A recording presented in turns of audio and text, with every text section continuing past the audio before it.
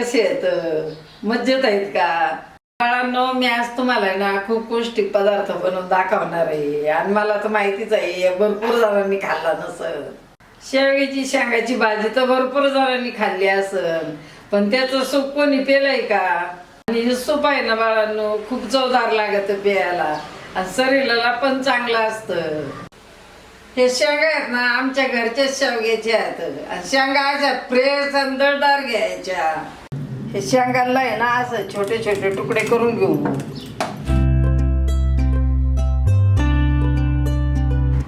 शेंगाची आहे ना कोणची पण भाजी बनवताना आहे ना असे तुकडेच करून घ्यायचे शेंगाचे. शेंगाची ना अशी साल काढून घेऊ. याची आहे ना कुडमुड अशी साल काढून घ्यायची. मी गॅसवर आहे ना कढई ठेवली, त्याच्यात एक तांबे पाणी घालू. आता शेंगा धुवून घेऊ.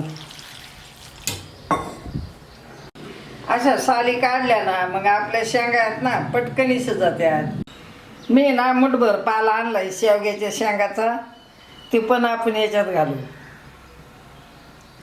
पाणी गरम झालंय, त्याच्यामध्ये शेवग्याचा पाला घालू. आता या शेंगा पण घालू. या शेंगाला आहे ना आपण चांगलं मऊसूत शिजून घेणार आहे. कढईतलं पाणी अर्ध होईपर्यंत. आपल्या शेंगा आहेत ना चांगल्या शिजल्यात आणि कढईत निम पाणी शिल्लक राहिलंय. आता आपण या शेंगाला आहे ना गाळून घेऊ. हे पाणी याला ना गाळून घेतलंय आणि शेंगा एका कढईमध्ये येतं आणि पाणी पण किती छान निघालंय.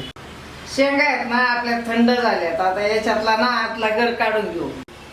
हे बघा अशी शेंग सोलायची, असं चमच्याने गर काढून घ्यायचा.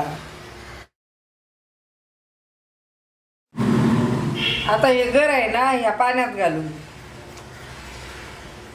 सगळ्या शेंगांचा गर असंच काढून घेते. आता शेंगाचा आहे ना सगळा गर काढून झालाय. आता याच्यात आहे ना अर्धा चमचा बटर घालू. प्रमाणे मीठ घालू. 2-3 चिमूट आहे ना काळी मिरी पावडर घालू. याला आहे ना आता चांगलं मिक्स करून घेऊ.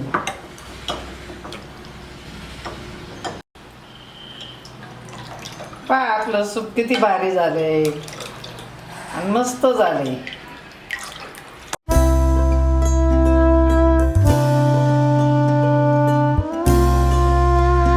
मग बाळांनो, आवडलं का तुम्हाला आजीचं सूप? बघा ना किती छान झालंय.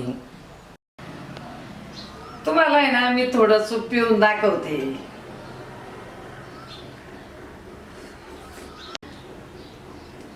वा, खूप भारी लागून राहिलंय, एकदम चवदार लागून राहिलंय.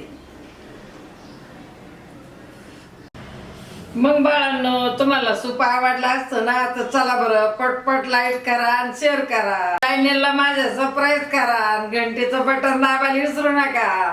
हे शेवग्या शेंगा आहेत ना आपल्या शरीराला खूप चांगल्या असतात. आपल्या हाडांच्यासाठी, हृदयासाठी, ज्याला साखर आहे ना त्याच्यासाठी पण खूप चांगलं असतं. तुम्ही ना हे सूप आहे ना नक्की बनवा शेवग्याच्या शेंगांचं आणि प्या. कसं झालं मला सांगा कमेंट करून. बाळांनो, आपल्याकडे आहे ना काळा मसाला आहे, कांदा लसूण मसाला पण आहे, सोलापुरी कुरकुरीत शेंगदाणा चटणी पण आहे, तरीची लाल मिरची पावडर पण आहे. खास तुमच्यासाठी ना बाळांनो आपण दसऱ्याला 3 नवीन मसाले पण आणले. तर पहिला आहे ना गोडा मसाला, आणि दुसरा मटन मसाला, आणि तिसरा आहे ना चिकन मसाला. आणि आपले मसाले आहेत ना शुद्ध शाकाहारी मसाले आहेत आणि आपले घरगुती पद्धतीने बनवलेले आहेत. बाळांनो, तुम्हाला माझे मसाले घ्यायचे असले ना तर तुम्ही या व्हॉट्सअप नंबरवर फोन करा किंवा मेसेज करा. मग तुम्हाला आहे ना घरपोच मसाले मिळून जाते. आपण आहे ना खेड्यापाड्यात, शहरात आणि पूर्ण भारतात मसाले पाठवतो. एवढंच नाही बाळांनो, आपण भारताच्या बाहेर सुद्धा मसाले पाठवतो. मसाल्याच्या किमतीसाठी आहे ना व्हॉट्सअप नंबरला मेसेज करा. तुम्हाला आहे ना साऱ्या किमती मिळून जाते. आता भेटू पुढच्या रेसिपीला.